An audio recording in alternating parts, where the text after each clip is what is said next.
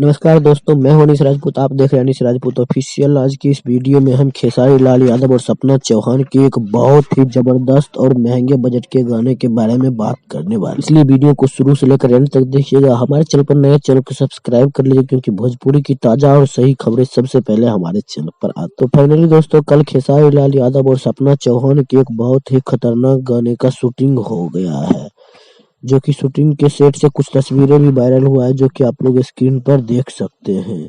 गाना शूटिंग के सेट के फोटो से पता चल रहा है कि गाना बहुत ही महंगे और खतरनाक होने वाला है। हालांकि गाना कौन सा है ये कुछ भी आइडिया नहीं है, लेकिन लोगों का कहना है कि ये गाना जाए करेजा 2 है। लेकिन मैं आप सभी को बता दूं कि ये गाना जाए करेजा 2 नहीं है, कोई और गाना है, महंगे बजट का गाना है, लेकिन ये जाए करेजा 2 सॉन्ग नहीं है।